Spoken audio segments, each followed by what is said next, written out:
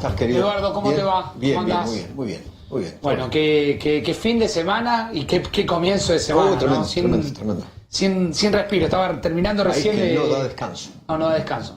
Estaba terminando de ver lo de Bandeirantes. Sí.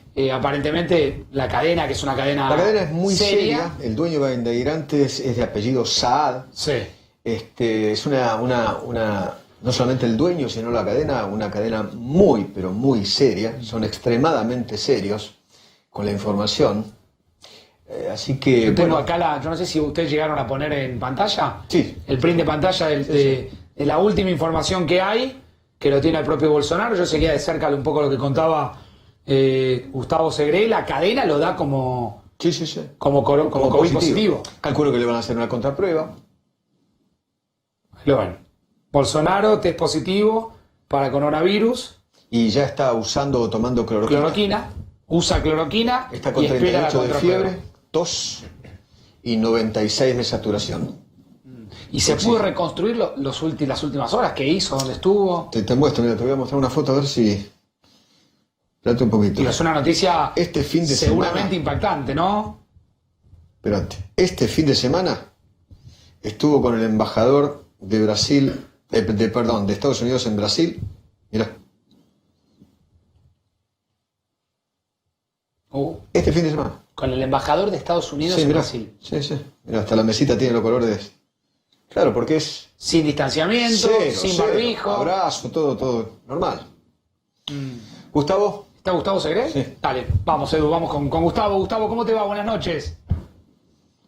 ¿Qué tal, Facundo? ¿Qué tal, Eduardo? Bien, aquí en la expectativa, porque hasta ahora el único portal que dio esta noticia es de la radio Bandeirantes. Comentábamos hace instantes con Eduardo. Es un portal muy importante, es un grupo de comunicación de los más serios que hay en Brasil. Y según Claudio Humberto, uno de sus periodistas, habría dado positivo al COVID-19. Mañana hay que esperar la contraprueba. Esto es algo normal en este tema, la contraprueba, sobre todo en personalidades de la política, donde se le hace la verificación y por supuesto se aguarda el segundo resultado. Perdón, una pregunta. Pero siempre que da positivo el primero, el segundo da positivo. Bueno, hasta ahora, siempre que el primero dio positivo, el segundo da positivo. Al principio, inclusive, para corroborar que realmente era positivo, se hacían 2 exámenes. Claro. Después pasó automáticamente a ser uno solo, y dando positivo el primero, automáticamente se confirmaba el COVID-19. En este caso, por tratarse del presidente, probablemente se le haya realizado la contraprueba, que debe salir mañana a la mañana, según este portal de noticias. Claro, ahora, Gustavo, para reconstruir un poquitito el camino de la información, vos hablás de Claudio Humberto. Sí, es un periodista de Radio Bandeirantes, ¿correcto?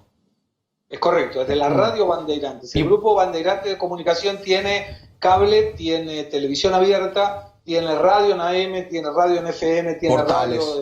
Es un grupo muy importante. Muy importante, sí. ¿Y en base a qué puede reconstruir este colega de apellido Humberto? ¿Qué información tiene? ¿Tiene alguna documentación? ¿O es información de fuentes que él va recibiendo? Porque aparte le agrega el dato de que ya estaría recibiendo tratamiento de cloroquina. ¿Qué más se sabe? Eso había salido hoy más temprano, Facundo, que él ya estaba tomando hidroxicloroquina, de hecho, más que la cloroquina.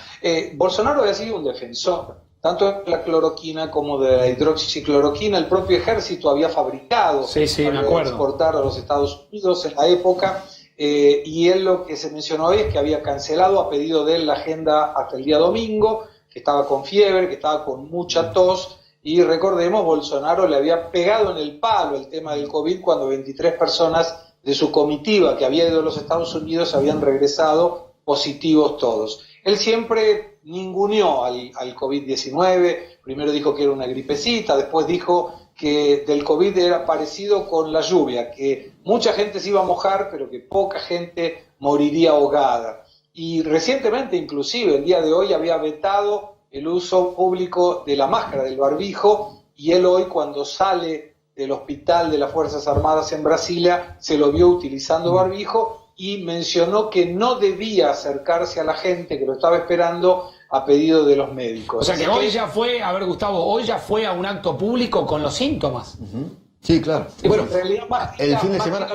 público, él volvió del hospital y cuando llega siempre lo estaba esperando, además de los periodistas, gente simpatizante de Bolsonaro. El sábado recién mostré una foto. No, lo que mostrabas era tremendo porque aparte involucra diplomáticos. Es el 4 de julio, el día de la independencia norteamericana. En la embajada, no te digo a los besos, pero a los abrazos, ¿no? El propio presidente con el embajador norteamericano. Todos pegados, sin distanciamiento. Todos a hisoparse, me imagino, ¿no? Muy probablemente. Y además, bueno, recordemos a la usanza de Trump, él es contra el uso del barbijo, la verdad que nunca tomó recaudos de protocolo, acompañó manifestaciones públicas muy cerca de la gente, de manera que, bueno, hay que esperar ahora y si realmente le da positivo, y todo nos lleva a pensar que sí, por la trayectoria del grupo Bandeirantes, hay que esperar. Y si Bolsonaro pasa con un COVID-19, en caso de tenerlo, con sintomatología leve, ¿quién lo aguanta a Bolsonaro? Claro, eso me estaba pensando exactamente eso, es decir, ¿qué reacción política va a tener si efectivamente le da positivo y el coronavirus no lo tumba, o sea, no lo saca, digo, es capaz de ir de seguir trabajando aún con el COVID, aún teniendo coronavirus, o estaría imposibilitado legalmente, pienso? No, él no puede, de ninguna manera puede tener contacto. El aislamiento aquí en el caso de positivo es obligatorio. Bueno, por eso pensaba en eso. Dado por ley, pero seguramente Bolsonaro no se arriesgaría, sería un tiro en el pie, como dicen aquí, en caso de tener positivo, que él se arriesgue a contagiar a otras personas. Pero observamos que él ya mencionó al principio de la pandemia que como él tenía un histórico atlético, si lo agarraba el COVID-19 iba a pasar como una gripe. Si esto llega a ser así, ¿quién lo aguanta? Claro. Mira, acá Edu, yo te libero, si vos querés, tranquilo, ¿no? Porque sé que estás cansado. Obviamente te agradecemos que te quedaste unos minutitos. No, por favor. Tenía 1000 cosas para charlar con vos. Bueno. Pero mañana charlamos, tranquilo. Otro día. Anda tranquila, tenés que descansar. Gracias. Chao. Me quedo, Gustavo. Yo te quería preguntar, porque mostraba a Edu recién una foto de Bolsonaro con el embajador de los Estados Unidos. Acá alguien me cuenta que es también un personaje muy particular, el embajador de los Estados Unidos en Brasil, que es Todd Chapman. ¿Está bien el dato? Sí, y vos sabés que la relación que tiene Bolsonaro con Trump en la inflación, en el hecho de gobernar a través de las redes sociales, de siempre encontrar a alguien para provocar del otro lado, no importa si es político, si es de la oposición, si es de los aliados, siempre tienen que hacer esa cuestión de estar en el límite. Claro. Bueno, Bolsonaro festejó el 4 de julio junto con el embajador americano, quien seguramente ahora debe estar bastante preocupado si realmente se confirma el COVID-19 de Bolsonaro. Mira, Gustavo, te comparto algo que me está llegando de la misma persona que me dio el nombre de Chapman, un personaje muy particular que llegó a Brasilia los primeros días de los últimos días de marzo, con un gorro, un gorro tipo sombrero, así se ríe Gustavo, de cowboy. Pues voy a mandar a ver si la producción puede tener la foto. Dijo: mi foco inmediato será ayudar al gobierno brasileño, al pueblo brasileño y a los 260.000 norteamericanos residentes en Brasil en su respuesta a la emergencia de salud causada por el COVID-19. Parecía tener una actitud un poco más responsable que el propio Bolsonaro, ¿no? Pero en las últimas horas ese encuentro del 4 de julio inevitablemente lo va a llevar a este hombre, repito, Todd C. Chapman, a tener que hisoparse. Sí, seguramente, y bueno, no es difícil para la gente que está cerca tanto del embajador como de Bolsonaro ir acompañando los últimos días de las actividades de Bolsonaro. Comparto, Facundo, otra noticia. La abuela de la esposa de Bolsonaro, se llama Michelle Bolsonaro, está entubada en este momento en un hospital en una ciudad que se llama Ceilândia, muy cerca de Brasilia, también por COVID-19 positivo. Es una señora de 80 años que estaba con algunas dificultades respiratorias, fue internada y en este momento está entubada con respirador. Repetí, Gustavo, ¿quién es? Para que se entienda. Es la abuela de la esposa. La abuela de la esposa de Bolsonaro. Bien. Exacto. Bien. Michelle Bolsonaro es la esposa es la señora abuela de Michelle Bolsonaro. A ver, vamos a recapitular, Gustavo, un poco la información porque teníamos un programa pensado, un comienzo, de todas maneras ahora lo vamos a desarrollar, e irrumpe esta noticia que mañana se va a convertir seguramente en una noticia que va a dar vueltas al mundo. Bolsonaro habría dado positivo de coronavirus. Esta es la información que trae Gustavo, que la confirma. El análisis que estamos haciendo tiene que ver también con intentar reconstruir en esta noche, siendo las 19, ¿sí? Efectivamente, ¿cuáles fueron las últimas horas de Bolsonaro y qué hizo? ¿Se puede reconstruir eso, Gustavo? Sí, yo no lo tengo en este momento en la agenda, además, como no tenía previsto salir al aire de nuevo, estoy desde el celular, bastante improvisado, y pedimos disculpas a la audiencia. No, tranquilo, está saliendo perfecto. Sí se puede hacer, por supuesto. La situación tiene una ventaja, fin de semana. Lo que no se identifica es cuál sería el antecedente. Eventualmente es una cuestión más médica de saber los anticuerpos que pueda tener como para determinar desde hace cuánto que Bolsonaro, caso confirme realmente el positivo, hace que está con el COVID-19. Hubieron manifestaciones a lo largo del fin de semana. No se observó, como en otros días, una participación activa de Bolsonaro en esas manifestaciones, pero recordemos que Bolsonaro nunca le dio importancia a eso. En algún momento también se lo vio tosiendo arriba de una camioneta en una de esas manifestaciones. Hasta este momento nunca le había dado positivo. Había realizado 3 testeos anteriores, 2 con nombres ficticios, 1 con un número, que lo hizo también en el hospital de las Fuerzas Armadas, donde hoy fue atendido. Y ahora hay que esperar si la confirmación de mañana ratifica esta información del Grupo Bandeirante. Claro, recordemos, la información la trae el Grupo Bandeirante. Gustavo dice que es un grupo muy serio. Efectivamente la aporta un colega, ¿sí?, que se llama Claudio Humberto. Vos dijiste que Bolsonaro hoy sí tuvo una actividad, estuvo en un hospital. Estuvo en el hospital. Él presentó fiebre, 38 grados de temperatura y mucha tos. Esto lo identificó un senador muy próximo a Bolsonaro, pidió no mencionar su nombre. Esto fue divulgado en la fin de la tarde, inicio de la noche de hoy. Él se había dirigido al hospital de las Fuerzas Armadas en Brasilia y al regreso del hospital estuvo en contacto con la prensa y estuvo en contacto con simpatizantes que siempre lo aguardan en el Palacio de la Alborada, que es donde vive, no es el Palacio del Planalto, que sería el equivalente a la Casa de Gobierno, sino en la residencia presidencial. Y ahí pidió no acercarse a la gente, precisamente por este pedido médico, y estaba con máscara, con barbijo. Algo raro en Bolsonaro. Claro, o sea, hoy ya se lo vio con un barbijo en el mismo día en que él había dicho que efectivamente no se usa el barbijo, que el barbijo no era obligatorio.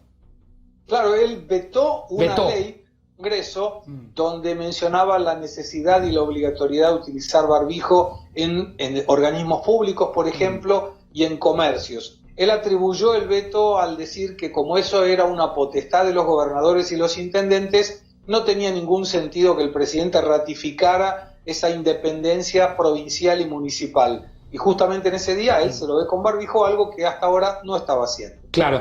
A ver, déjame mostrarte la imagen, Gustavo, vos no la vas a ver, la gente sí, de la reunión que tuvo el propio Bolsonaro en la residencia del embajador, si no me equivoco, fue en la residencia del embajador de los Estados Unidos. Quien está en la imagen es justamente Todd Chapman, el embajador que obviamente invita a Bolsonaro. Si se abre un poquitito la foto, van a ver ustedes que en la mesa están los colores de la bandera de los Estados Unidos. Este es un festejo que se hace como en muchas otras embajadas a lo largo del mundo, pero Bolsonaro estuvo ahí. Veremos efectivamente qué reacción tiene la embajada de los Estados Unidos. Yo creo que Chapman, si no me equivoco, es quien está no es quien está más cerca del propio Bolsonaro. No es a quien Bolsonaro está abrazando, sino quien está a la izquierda de Bolsonaro, abajo de un hombre de camisa rosa. ¿Sí? Si no me equivoco, ese es el embajador Chapman. Van a ver la imagen ahora del momento en que Chapman llega a Brasilia, el 30, ¿sí?, justamente de marzo. Digo, lo que vemos es parte de esas imágenes. Dámelo si lo tenés ahora, sí, efectivamente. La llegada, que es un hombre muy particular también, Chapman en Brasil. Es un personaje muy particular porque llegó como en una suerte de comitiva, así como muy rimbombante, con un gorro. Ahí lo están viendo, mirá. Ahí está viendo la imagen de la primera imagen pública del embajador de los Estados Unidos en Brasil, un hombre de Trump, que llega el 30 justamente de abril para sumarse a la misión diplomática y que mañana efectivamente va a tener que inevitablemente, Gustavo, pienso, someterse a algún estudio médico, ¿no? Y sin ninguna duda, no trascendió que tuviera el embajador ni ninguna de las personas que estuvieron en las conmemoraciones del 4 de julio con ninguna sintomatología, pero de cualquier manera por una cuestión de prudencia sí. Ahora, Facundo, recordemos que para Bolsonaro, para el gobierno Bolsonaro, la relación con Estados Unidos es tan importante que Bolsonaro estuvo a punto de nombrar a su hijo, Carlos Bolsonaro, como embajador brasilero en los Estados Unidos, y después hubieron muchas críticas en relación a eso y desistió de este nombramiento. Pero la relación entre Estados Unidos, Brasil, Trump y Bolsonaro es realmente muy importante, tanto en lo político como en lo comercial. A ver, sumate, Ezequiel, ¿cómo te va? Buenas noches. Muy buenas noches, Facundo. Hola, Gustavo, ¿cómo andás? Ezequiel Spillman. Gustavo, había un dato que intuyo que también lo están manejando ahí, sobre que estás ya tomando medicación, que viene tomando desde hace 2 días medicación Bolsonaro. Quería corroborarlo con vos, hablaba también de hidroxicloroquina, pero también de alguna otra droga. ¿Eso es cierto? Porque hay versiones cruzadas sobre si ya había empezado a tomar alguna droga para tratar el coronavirus o no. Él mencionó la hidroxicloroquina, lo mencionaron el día de hoy, no como que estuviera tomando anteriormente. No hay información oficial si él viene tomando como en algún momento tomaba Trump, como una forma de prevención, pero de cualquier manera recordemos que varios hospitales aquí de mucho prestigio habían indicado a sus médicos de no recetar más ni la hidroxicloroquina ni la cloroquina. Bolsonaro había defendido mucho la utilización de estos 2 remedios y interpreto que es una cuestión más política que médica esta cuestión de la utilización. Bolsonaro a veces dice, en gran parte de sus discursos, no es el problema lo que dice, sino cómo lo dice y cómo manifiesta las cuestiones, pero no tengo ninguna duda que tener COVID-19, como todo indica, va a aprovecharlo políticamente. Va a aprovecharlo políticamente. ¿Y de qué manera aprovechás políticamente tener 38 de fiebre, tos y ser uno de los, de los tantos contagiados que hay a lo largo de todo el mundo? Bueno, dependiendo de la gravedad que pueda generar. Si le genera un caso de gravedad, esto le va a hacer en contra, obviamente, de aquella despreocupación que le pasaba a la gente, afirmando que era una gripecita, afirmando que la gente no debía tener demasiados cuidados. Si realmente pasa por una sintomatología más leve y no tiene ningún cuadro que agrave su situación médica, Bolsonaro lo va a utilizar para decir, bien, yo les dije, esto no era tan grave. Todo, Facundo, sobre todo, que cuando uno analiza los fallecimientos de Brasil en la comparación de junio 2019 con junio 2020, la cantidad de fallecidos en junio del 2020 te da menor que en junio del 2019 a pesar del COVID-19. Y ahí cuando analizás de los datos desde el día 16 de marzo, que fue el primer fallecido a la fecha, y esto según datos oficiales del sitio transparencia.registrocivil.org.br, te da que la diferencia mayor en el 2020, repitiendo, desde el día 16 de marzo hasta el día de ayer, 2020 versus 2019, la cantidad te da algo próximo a 20.000 fallecidos más en el 2020, siendo que Brasil tiene en este momento 65.000 fallecidos de COVID-19 solamente. Y la explicación científica es que cuando alguien fallece por problemas respiratorios, se le hace la autopsia, se le hace el hisopado y que le dé positivo para el COVID-19 automáticamente lo coloca como siendo un fallecido del COVID-19, siendo que a veces puede fallecer con COVID-19 y no necesariamente por COVID-19. Me gustaría darte un ejemplo. En el fin de semana falleció una embarazada que dio a luz a mellizos, que tuvo un problema hemorrágico, que falleció con positivo del COVID-19 y se la asignó como siendo un fallecimiento del COVID-19 cuando el problema había sido una complicación en el parto. ¿Ezequiel? Gustavo, Bolsonaro tiene 65 años. ¿Tenés idea qué comorbilidades, qué enfermedades persistentes había? Se habla de que el estudio de pulmón le había dado bien, pero ¿tiene algunas otras enfermedades que puedan complicar o presumir que se le puede complicar tener el virus de encima más que a cualquier otra persona que quizás ya no presentó síntomas o sintomática o es más joven? No hay ninguna información si sufre de hipertensión o diabetes. Él siempre mencionó su condición atlética, no demasiado comprobada, Sí. porque inclusive en algunos lugares hacía algunas flexiones de brazo con un poco de trampa, por así Sí. decirlo. Tuvo el problema en la época de la campaña, de la cuchillada que le Sí, dieron claro. el 5 de septiembre, si no recuerdo mal la fecha. Según nos confirmaba hoy el doctor Sim, eso no representaría un problema que agrave su estado Un de cuadro salud. respiratorio, claro. Claro. No. No lo agravaría. Vos sabés que estaba leyendo, Gustavo, me gustaría saber, por último, que cuál es la relación o cómo está el vínculo con los militares, porque si no me equivoco, Bolsonaro ni bien tiene síntomas, elige un hospital militar para ir a atenderse, para ir a buscar información sobre lo que estaba pasando, ¿no?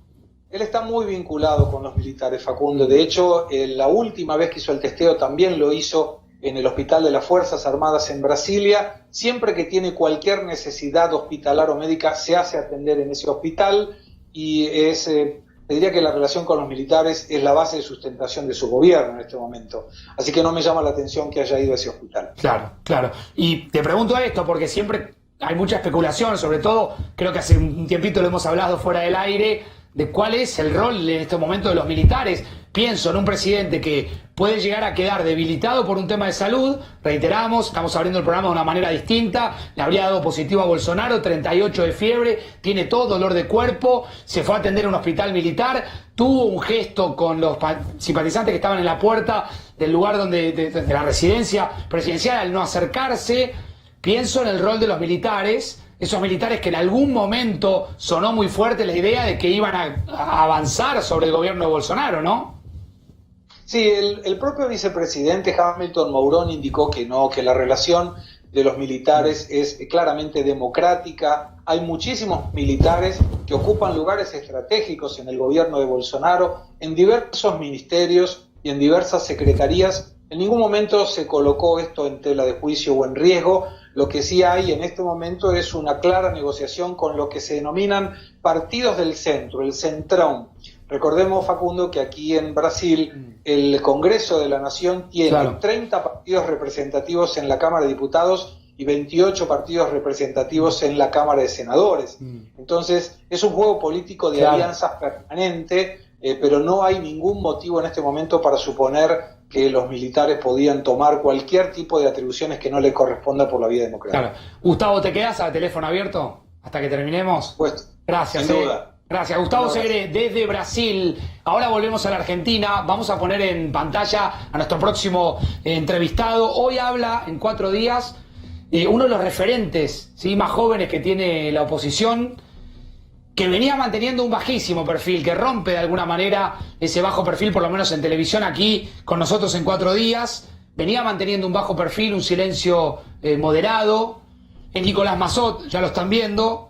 Fue una de las víctimas del espionaje ilegal. Fue aparentemente, según indica la causa, filmado, seguido. Sus mails aparecen... Obsesión, Facundo. Había obsesión por Massot. Obsesión por ese hombre que estamos viendo en pantalla, de parte de quienes lo espiaron, de la banda esta, de esa gente de la AFE con policías de la ciudad. Tenían obsesión por espiar a Nicolás Massot. Y sus primeras palabras, después de la muerte de Fabián Gutiérrez, fueron también moderadas y críticas hacia lo que la oposición debiera haber hecho que no hizo, que fue mantener la cautela. La oposición se apuró, quizás en un error político, en un error de cálculo, a emitir un comunicado firmado por todos los partidos políticos, vinculando, diciendo directamente que este podía tratarse de un crimen político. Está Nicolás Massot. Nicolás, buenas noches, ¿cómo te va? Gracias por esperarnos estos minutos. ¿Qué tal, Facundo? Buenas noches a vos, a Ezequiel y a Gustavo, que entiendo que está... Lo tenemos ahí, también. lo tenemos ahí. Impresionante lo de Bolsonaro, ¿no? Veíamos recién lo que está viviendo Brasil. La política argentina está también, obviamente, con algunos contagios, pero lo de Bolsonaro va a ser de un impacto importante, ¿no? Si se llega a confirmar la contraprueba. Sin duda, sin duda. No quisiera agregar más nada después de la abarcativa exposición de Gustavo, pero obviamente que no deja de avalar en todo caso las medidas que a veces, a falta de casos, gracias a Dios, son medidas que parecen excesivas, pero cuando uno se mira en el espejo de vecinos como el caso de Brasil, pareciera, al menos en parte, y no exento de críticas, darle la razón Claro. a lo rígido de las medidas acá en Argentina. Ahora te voy a preguntar por la cuarentena, pero quiero empezar por la noticia del fin de semana del crimen justamente de Fabián Gutiérrez. Dijiste no me representa la idea de que el gobierno mandó a matar a Fabián Gutiérrez. ¿Sentís que hay un sector de la oposición que intentó instalar eso? No, no diría así de esa forma. Sí creo que algunas de las expresiones que hubieron fueron un poco faltas de prudencia, o como vos decías en tu introducción, de cautela. Creo que no se perdía nada dándole un poco más de tiempo, al menos en el inicio de las pericias, a la justicia. Pero bueno, también es cierto que no es patrimonio exclusivo de quienes hoy somos oposición. Es cierto que se ha transformado en una muy mala costumbre de la política argentina y de la sociedad argentina, pero expresada principalmente en la política, esto de casi solaparse con el trabajo de la justicia a los solos fines de sacar una tajada respecto de la interpretación que se le pueden dar a causas que todavía están en sus orígenes. Entonces yo creo que no hay duda que la oposición y la política en general tiene como deber, e institucionalmente lo tiene, su ejercicio de contralor para con el Poder Judicial, específicamente el Poder Legislativo, y hay instituciones dentro del Congreso y en la órbita del Congreso, como el Consejo de la Magistratura, que están pensadas precisamente para ejercer ese contralor, ese control sobre el Poder Judicial, y hay muchos mecanismos institucionales, y lo que se quiere es pedir cambio de órbita o de jurisdicción en la justicia, o existe la herramienta de la recusación si lo que existe son dudas sobre alguno de los funcionarios del Poder Judicial, pero no pareciera que las redes sociales y las declaraciones políticas prematuras sean la mejor forma de abordar estos casos. Ahora, que por cierto son traumáticos. Nicolás, si el comunicado hubiese requerido que lo firmen personas y no partidos políticos, ¿vos hubiese firmado ese comunicado?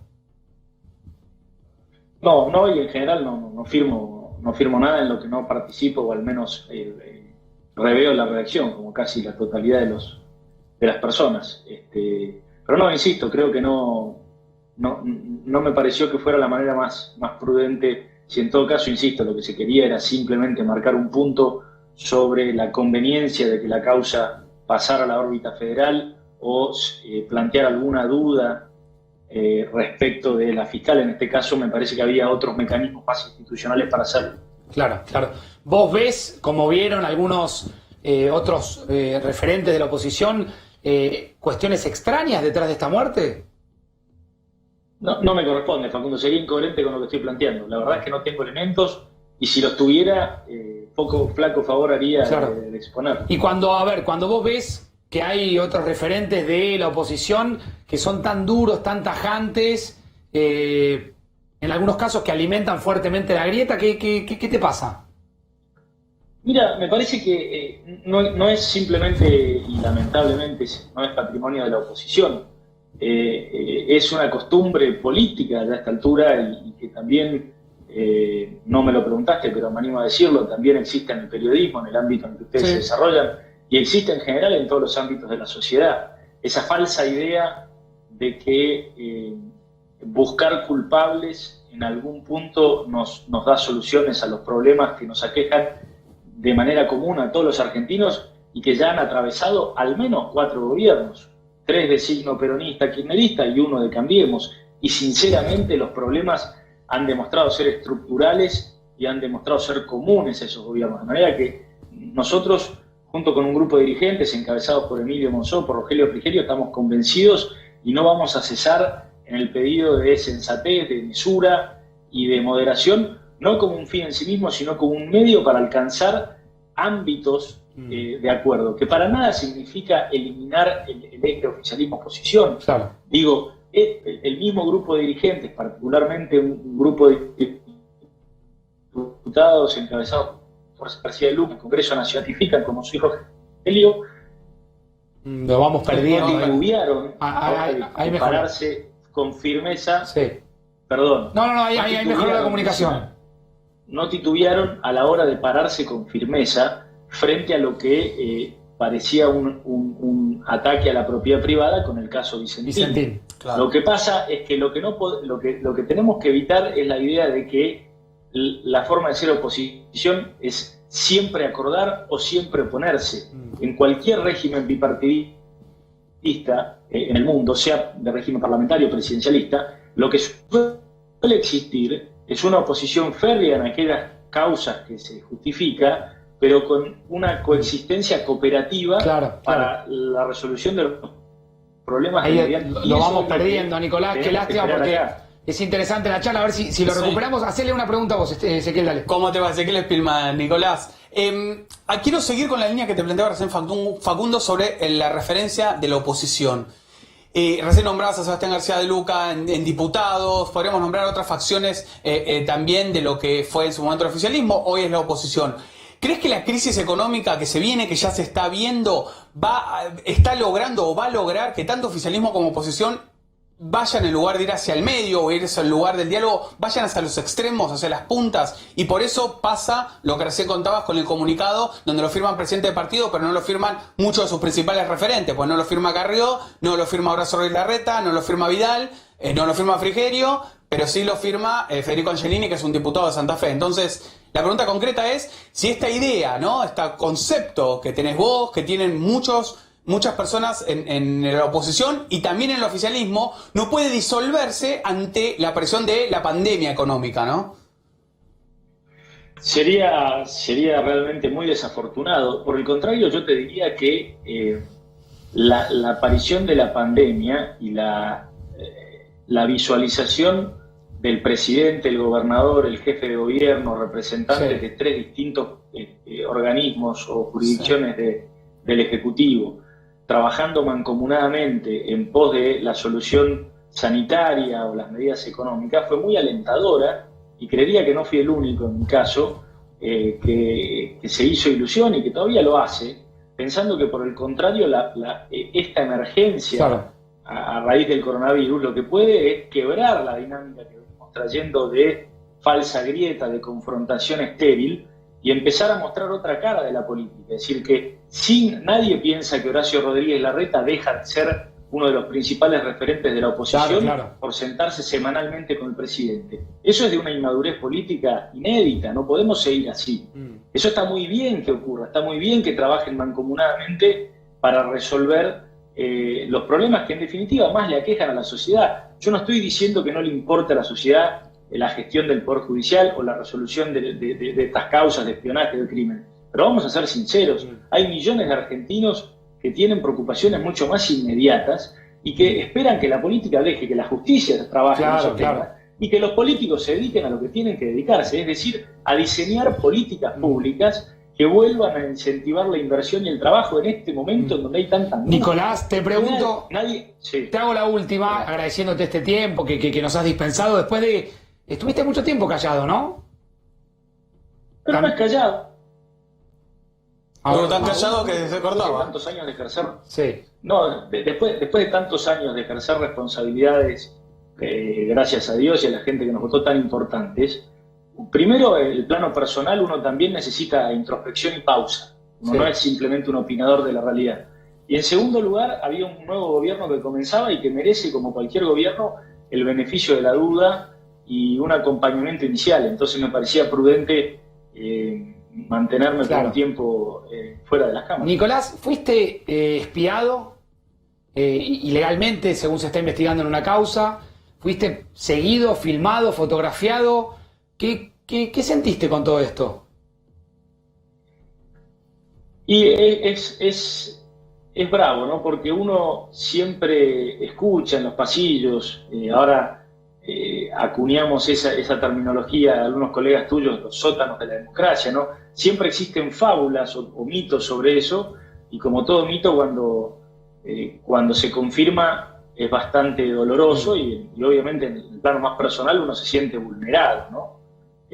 No se lo deseo a nadie, pero bueno. ¿Vos sentiste en algún momento que te estaban persiguiendo, que te estaban fotografiando alguna vez, que entrando a alguna reunión política miraste para atrás, viste alguna moto, un tipo sacándote fotos, o ibas por la vida tranquilo pensando que estabas haciendo política sin riesgos en este sentido?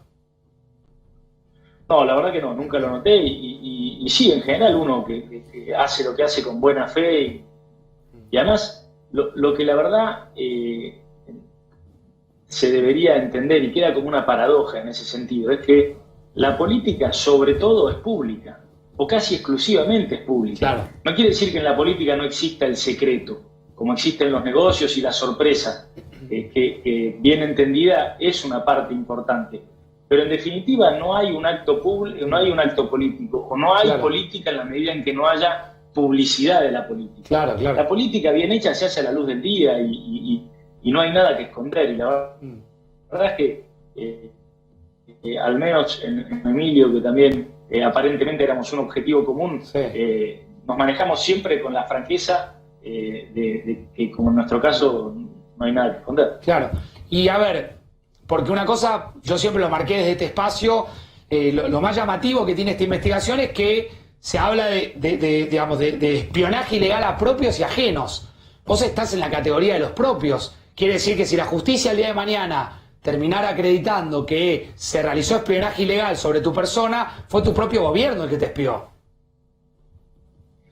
Sí, hoy lo que tenemos es la constatación de que el espionaje existió y que era llevado a cabo por empleados de la AFI.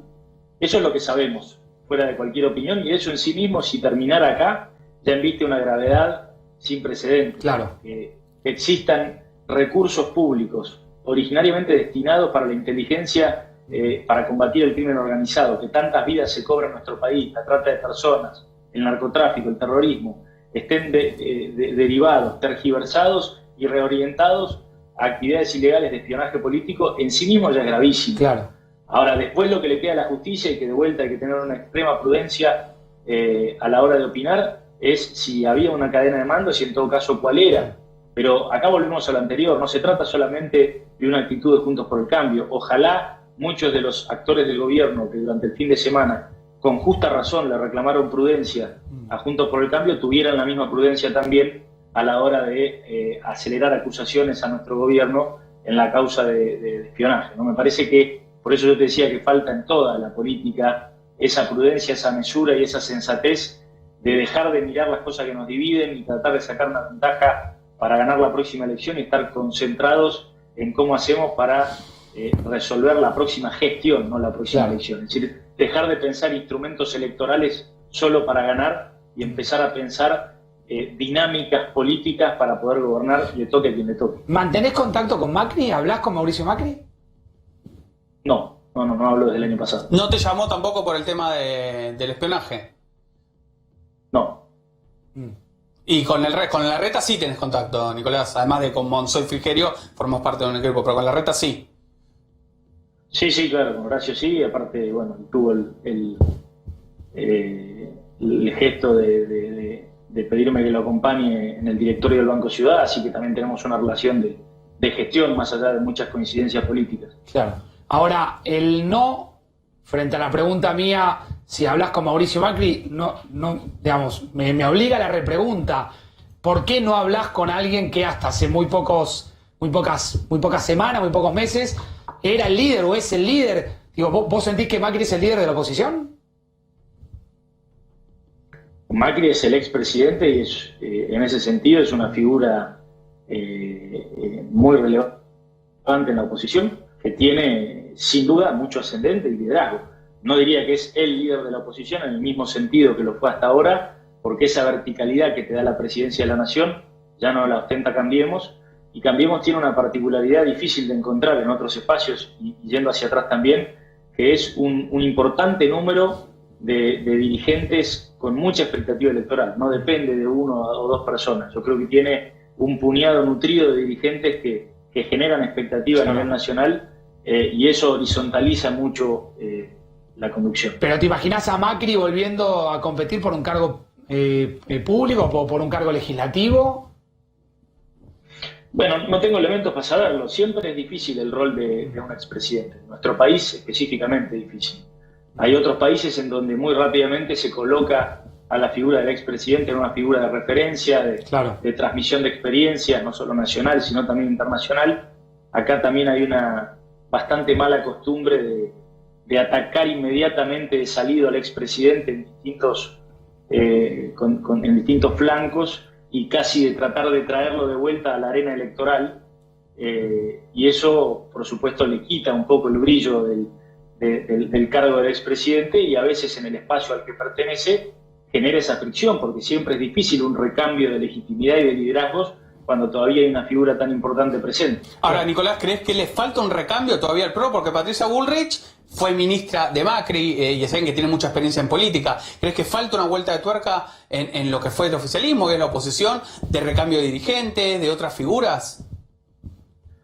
Yo creo que el cambio de dinámica del cual venimos hablando, es decir, el cambio de este escenario confrontativo en donde tenemos muchos mesianismos que se presentan como la única solución y que son muy ávidos en buscar culpables en el otro, a una lógica en donde, aún con oficialismo y oposición bien nítidamente marcados, exista una colaboración.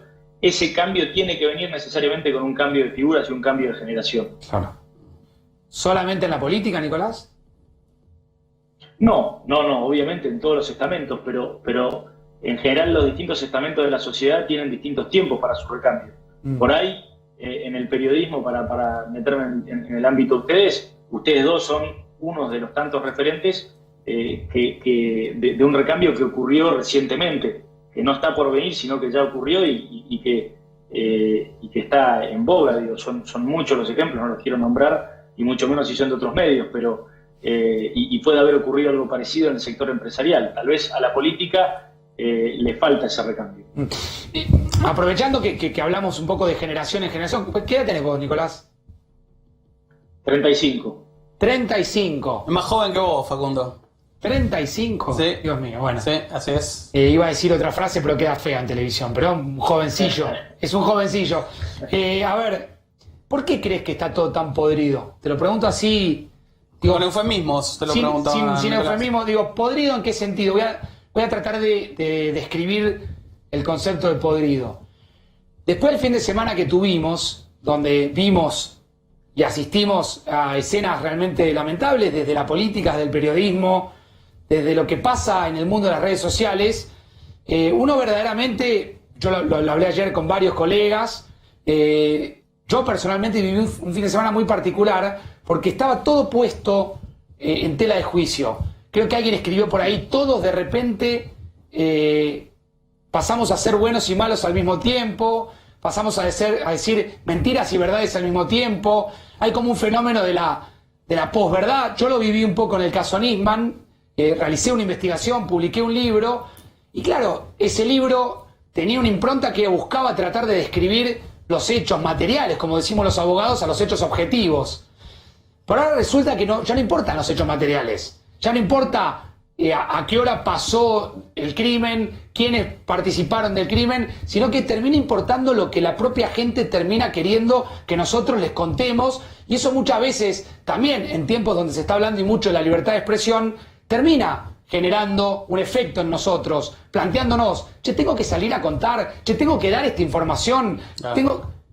Digo, y me parece que eso debe pasar lo mismo en la política. Propongo determinado proyecto, planteo determinada idea, porque si de repente cuento lo que, digamos, la verdad objetiva de un caso como el caso de Fabián Gutiérrez, o sos macrista, o sos kirchnerista, o te paga uno, o te paga el otro. ¿Y quién lo dijo, Facu, no? ¿Quién lo dijo? ¿Se importa más? No si es verdad o no lo que está diciendo, sino si lo dicen Pastor Spillman es una cosa, si lo dice Mazot es otra, pero si el dato es cierto, claro, no debería importar tanto quién. Claro, importa ¿dónde quedó la verdad? O si se quiere, ¿dónde quedó la mentira también? Por ahí te mezclé todo un poco, Nicolás. Un poco de catarsis también. A ver, sí, es para largo y muy debatible, pero yo diría, nosotros los argentinos vivimos en una permanente y muy profunda frustración colectiva, ¿no? Yo, por ejemplo, para volver al tema de la edad, yo tengo 35 años. La verdad es que, sacando algunas pocas excepciones, lo único que recuerdo de nuestro país es vivir en crisis política, en crisis económica. Es decir, no recuerdo una sensación de prosperidad sostenida. Sin embargo, tengo en mí una nostalgia que creo que tenemos casi todos los argentinos, que casi te te genera un mandato de volver a hacer algo que fuimos muy grande, que nosotros no vivimos y sin embargo lo tenemos, ¿no? Hay como una frustración heredada permanente de que tenemos una historia reciente de mucho fracaso. Y como cualquier frustración colectiva, en una familia, en un grupo de amigos, en una empresa, tiene estas actitudes de mucha bajeza, ¿no? En donde lo que aflora son más los defectos que las virtudes. Claro. La búsqueda de culpable, el echar en cara las cosas, hija de la soberbia. Bueno, en fin, yo creo que estamos viviendo eso. Y el principal problema de la Argentina, que para mí fue muy interesante, esta idea que corrió respecto de la secesión o la separación de Mendoza, ¿no? Pero no porque me parezca interesante en sí mismo y me parece descabellado y es inconstitucional. Pero el solo hecho de que haya tenido el ruedo, de que haya no poca gente que le haya dado cabida, casi inclusive hasta como un divertimento, habla de la falta de proyecto. Es decir, los países sobre todo son un proyecto. Y la palabra, lo que específicamente te marca, es futuro. Los países se piensan o se reflexionan para atrás, pero se piensan y se proyectan para adelante. A la Argentina lo que le falta es un proyecto común, a los argentinos. Entonces, ese tipo de expresiones lo que marcan es la ausencia de ese proyecto común y que es para mí la gran explicación, junto con la frustración colectiva de la que hablábamos, de por qué existe tanta confrontación en nuestro país y tanta falta de hacerse responsable. Ahora, Nicolás, ¿existió ese proyecto común, por ejemplo, en el eterno pedido que se hacía por la vuelta a la democracia? Ahí la Argentina estaba unida, ya no quería más golpe de Estado, ya aborrecía todo lo que había sucedido en la dictadura, y ahí hubo si se quiere, un objetivo colectivo, más allá de peronistas o radicales, y de todo lo que pasó en esa campaña que lo lleva a Alfonsín a ser presidente. Ahí hubo, efectivamente. Ahora, de acá para... Hace 40 años, Facundo. ¿Sí? Casi 40 años. ¿Vos sentís que no volvió a haber en la Argentina ningún proyecto colectivo similar a ese? No, creo que no lo hay. Creo que falta una epopeya, falta una épica común que trascienda los bandos, que trascienda las ideologías respecto de la coyuntura. Pero, Nicolás, falta un pensamiento de la... Está claro, pero la epopeya, vos sabés que yo lo pensé cuando el mundo entró en pandemia. Yo digo, bueno, lo positivo que tiene que dejar esta pandemia es que no importa quiénes, vamos a salir todos a tratar de pelear por esta, digamos, porque la Argentina salga adelante. Y duró 5 días que salimos a aplaudir a los médicos y a los enfermeros y a los policías. Y al día número 6, por ponerlo en términos bien gráficos, ya estábamos todos puteándonos de vuelta, que cuarentena sí, que cuarentena no, que si vos decís tal cosa, la cuarentena va para un... Digo, y ahí es imposible de pensar como algo colectivo. Bueno, es que precisamente esa es la muestra más cabal de que nos está faltando precisamente ese proyecto y esa épica común. ¿Y qué crees que tendría que pasar para que eso suceda? No, es que nunca eso florece producto de algún evento en particular, o rara vez tiene que ser algo verdaderamente trascendental como para que un solo evento pueda explicar una arquitectura sociológica que lleva décadas o siglos. Claro, es decir, claro. Por eso los países que recién nacían cuando nos tocó a nosotros hace 200 años, o cuando le tocó hace 50 o 60 a muchos países de África o de Asia, y en los 90 inclusive a muchos países de Europa del Este. Por eso todavía vemos, a veces 30 o 40 años después, conflictos civiles o debates que hacen al origen de un país. Pero con 200 años de vida como el nuestro, ya empieza a ser bastante raro y bastante único en comparación con otros países de nuestra misma edad, que no podamos resolver debates fundamentales que hacen a un proyecto, que vienen mucho antes del debate político. Está claro. Nicolás, te agradecemos muchísimo el contacto de esta noche, una extensa charla que seguramente va a tener repercusiones y, por cierto, es valioso escucharte. Gracias. Muchas gracias a ustedes. Un abrazo para todos. Y vamos a hablar con el Chino Navarro, que también nos está escuchando, que siempre también es generoso con nosotros. Chino, ¿cómo te va? Buenas noches. Buenas noches, ¿cómo están ustedes? Bien, Chino, te hicimos esperar. Disculpame, hay una cuestión técnica, yo no escuchaba que producción me confirmaba de que vos estabas ya preparado. ¿Escuchaste algo de lo que hablábamos recién con Massot? Sí, escuché bastante. ¿Qué mirada tenés? Plantea él que no hay un proyecto colectivo, que la Argentina sufre, entre otras cosas, la idea de que no hay un proyecto colectivo y por eso uno puede explicar la locura que vivimos el fin de semana, ¿no? Aún él siendo de la oposición. Comparto mucho lo que dice. Creo que Argentina pierde un rumbo a partir del año 75.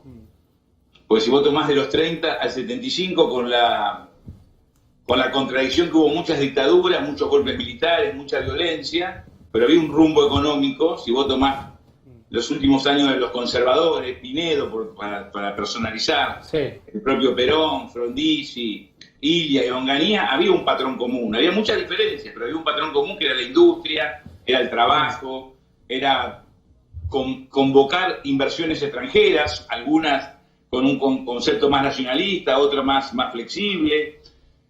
Y eso se pierde a partir del 75, cuando irrumpimos en la dictadura, coincide con un cambio de matriz económica en el mundo, que salimos de la renta productiva para que haya la renta financiera, creo que ahí perdimos el rumbo. Y hoy estamos a la deriva, es cierto. El tema es que primero tenemos que tratar de vernos como argentinos, no como amigos o enemigos. Yo con Nicolás puedo dialogar, él nombró a Sebastián García de Luca, Frigerio, Monzó, uno puede dialogar, puede coincidir y puede disentir. Claro. Pero nunca se me ocurriría eliminarlos, creer que si yo gano tengo que sacarlos de la cancha. No son mis enemigos, son adversarios con los cuales puedo tener un trato respetuoso, podemos entender que somos parte de la misma Argentina y buscar puntos de coincidencia, empezando con las diferencias que tenemos. Porque tenemos una mirada distinta de la economía, de la cuestión social, de la inserción de Argentina en el mundo. Pero si no buscamos un acuerdo, yo ni siquiera hablo de unidad, porque es imposible construir unidad entre todos los argentinos, pero sí un acuerdo, sí un contrato, sí un consenso, que todos o la gran mayoría nos reunamos a partir de la diferencia y busquemos puntos en común. Por ejemplo, ¿cómo llevamos la pobreza a un dígito en 10 años? ¿Cómo reperfilamos el perfil productivo de nuestra industria y que ingrese definitivamente al siglo XXI? Que la industria automotriz se componga del 70% de autopartes nacionales y no como ocurre hoy, que el 70% es extranjero y el 30% es nacionales. Claro. No sé si no me quedo corto. ¿Cómo rediscutimos el rol de una empresa como Aerolíneas? ¿Vale la pena que perdamos plata yendo a Europa o a Estados Unidos? ¿O vale la pena que la consolidemos y ganemos plata haciendo vuelos de cabotaje, que es lo que más nos rinde y más le sirve al ciudadano de a pie de la Argentina? Cuestiones que tenemos que animarnos a discutir. Y creo que post pandemia, el presidente Alberto Fernández, creo no, lo sé, y nuestro gobierno está pensando, a partir del Consejo Económico Social, de convocar a distintos sectores, de distintos sectores políticos, económicos, sociales, sindicales, intelectuales, para discutir un perfil de Argentina donde podamos transitar en democracia, alternancia, debate, discusiones, peleas, votos diferentes, pero que cuando tengamos un programa de educación lo cumplamos un poquito más acá. Es como ir por una autopista, después puede ir una colectora por la otra, pero vamos de Buenos Aires a La Plata, no salimos para Luján, porque acordamos ir de Buenos Aires a La Plata. Puedes ir por la autopista, o por una colectora o por otra ruta. Me parece que eso es lo que le falta a la Argentina, y creo que esta pandemia ha puesto muchas cosas sobre la mesa, y si bien yo coincido con mucho de lo que dijeron ustedes, también rescato todo lo bueno que se ha hecho en términos de acuerdo. Porque hoy esta cuarentena está siendo administrada por un presidente que no solamente consultó con científicos, sino que acordó con todos los gobernadores de la oposición. Se destaca más Rodríguez Larreta porque la crisis del AMBA hace que toda la mirada esté puesta en el AMBA. Seguro. Pero además de Axel Kicillof y Larreta, ha hablado con el gobernador de Corrientes, de Mendoza, de Jujuy, los gobernadores de partidos provinciales, además de los gobernadores oficialistas, que tampoco somos todos los mismos. Chino, es una coalición.